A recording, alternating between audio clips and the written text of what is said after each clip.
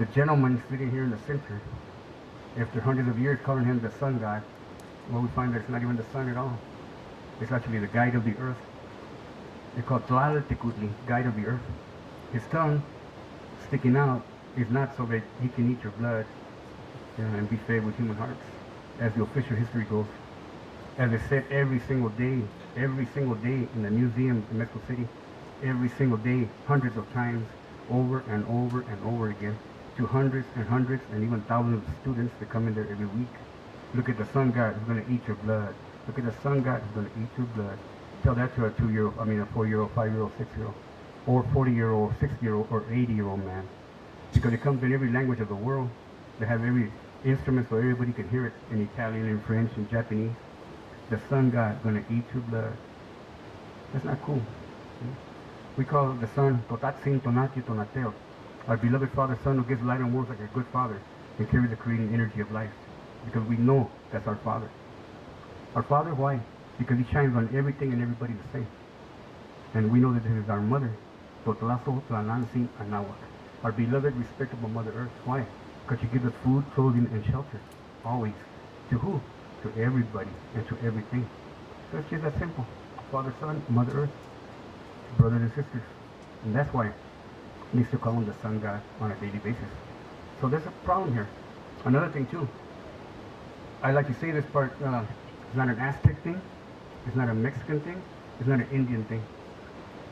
It's a human experience towards personal transcendence with global consequences. In other words, you can change the world. You can, because you're part of the world. So as soon as you change a little bit, you already did it. You know, just take what do you call it? Congratulate yourself. You know, yeah, feel good about it. You know, completion. So right now, in the time that we're in right now, on this day 11. So if you look over here, if you look over here, here's the eagle, right there. 1, 2, 3, 4, 5, 6, 7, 8, 9, and on the other side, I'm gonna knock it down. There it is. There's the serpent. 11, 12, 13, and then from 13, deer. If you look over here, here's 13 deer. Here's the deer, and there's the rabbit. So then, here's the rabbit, and we begin the last cycle. So these are the 13-day periods that we're walking at. So today, we're actually in this 13-day period. And look what's going on. This is Tezcatlipoca, means consciousness and memory. And this is Xochiquetzali, means precious flower, completion. Everything is accomplished by love and beauty and positive endurance. And Tezcatlipoca. Tezcatlipoca is the consciousness and the memory, and to be able to see without the eyes. Close your eyes and see with your heart. So right now we're in a 13-day cycle of this kind of work. So those are the qualities and potential that's around us. So we're not talking about just a horoscope or just good luck or bad luck, stuff like that. We're talking about really taking a look at time and really respecting time and what it means. Each one of these images that you see here, by the way, all these images around here, these are original images. They've been colorized. Maybe about in the late 70s, they did a job to repaint them. But these are original images, original colors. These images here are over 1,500 years old. Over 1,500 years old. They come out of a codex they call today Codex Borgia. That's in the Vatican Library still today. Since it was stolen and lost and stolen and sold and bought and sold and stolen and stolen and finally ended up at its home. It's still there. We thank them for taking care of it for us. You know? It's okay there because we know how to use it and we have it right here. But these images are over 1,500 years old. This that we call the Aztec calendar, it wasn't done until 1479. 1479, that's not a long time. So 1479, almost 1,000 years in between these. But yet, as you can see, all the day signs right here. And all this information that you see here, all this information, the way we have it around here, it's all inside here. It's in here. So it's a culmination of the calendar systems. Okay? It's not a different calendar system. It's not a different calendar. We talk about the Mayan calendar, and we talk about the Aztec calendar. But who are these people? They're not Mayan, they're not Aztec. You know? But yet they got the same story going on. In fact, they're putting the story together. So there's many, many more like that. Many, many, many more nations like that. They all worked and they all participated and they all contributed to making this a reality. Because two things were key. Two things were key. One thing, the first thing that was key is respect for time. Recognizing that time is the most common thing there is. Time is the most common thing that exists. It affects everything that exists. The sun, the same thing, as an ant, as a plant, as myself, as everybody. We're all accepted the same way by time. There's nothing more parejo, we say. In Spanish we say parejo. It means balanced, or even, or ¿qué más puede decir parejo? ¿Cómo más? Yeah, parejo straight, like this. Because we used to say que nomás la muerte es parejo, right? We used to say that nomás la muerte es parejo, only death is equal. But you know, now we find that's not true no more. Because we know there's people who probably live too long. No. But we know there's people who don't live long enough because someone else takes that away. So we know that people can buy life, and we know that people can lose life because they don't have enough money to buy medicine. So we know that death is no longer equal. But time is. Time is the same for everything and everybody. Time is the same. Key is time. So they didn't learn to tell time.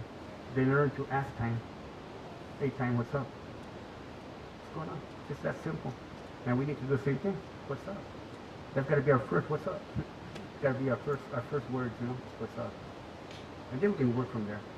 Then we can find out. Oh, go this way, go that way, or whatever we want to say.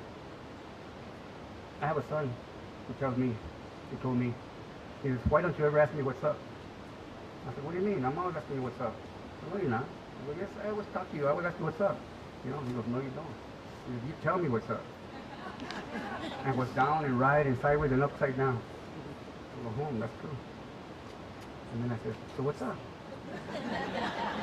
And he goes, he told me. And so I said, "Oh, okay, cool." So that was my key. Myself, I was born on the day of the flint, Tekpat. And the flint is the tongue, the word, profound, pointed, and sharp. With a profound method of study and analysis to truly comprehend things and then produce enduring concepts, they tell us. But first, the word is pointed and sharp, and it can hurt. And if we love somebody, we can hurt them real hard with our words, you know, because that's how it is. So it tells us, you're not alone, you have a companion. So my flint had a companion. It's called Chashiwit Totolin. It means Chashiwit is jade, and Totolin is a little turkey made of jade. I tell people I thought I deserved an eagle, but I guess not. Got a turkey, you know. But really, he does better than if I had an eagle. The turkey can help me sacrifice my eyes, overcome my ego and my vanity. At least try, and be a mirror for others. So in other words, my words have to reach the people. And if I see with my eyes, I'm judging them, and I'm liking them or don't liking them, you know, or I'm thinking it's too big or too little or significant or insignificant, and I make a mistake most of the time when I have my eyes wide open, you know. But when I close my eyes, then I can get someone, then I can get here to this place, or wherever I need to be, you know, because my eyes don't get in my way and say, no, you can't, or no, it's not right, or no, it's not the time. I don't like to say, when things happen, I don't like to blame the victim. I just lost my passport. And someone tells me, well, maybe you weren't supposed to go. I said, no, maybe somebody wasn't supposed to take it, you know. You know, that's where I'm coming from, you know. You know, and tell me I'm not supposed to go somewhere, you know. I know what I'm supposed to do.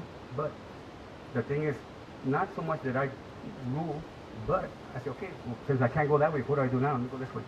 You know, that's the whole thing. Okay? So it's not a question about you know, I deserve to get my passport stolen. Maybe somebody might think so, but I don't think so. But the question of what do I do now? What do I do now? Okay? And if I have something to go do over there, well, I can do the same thing somewhere else. Maybe here, and maybe here even. Okay? So a lot of times, wherever you're at, we just got to turn around and look inside. So time was the key, because time helps us do that. And only time can help us do that. Nothing can help us do that like time.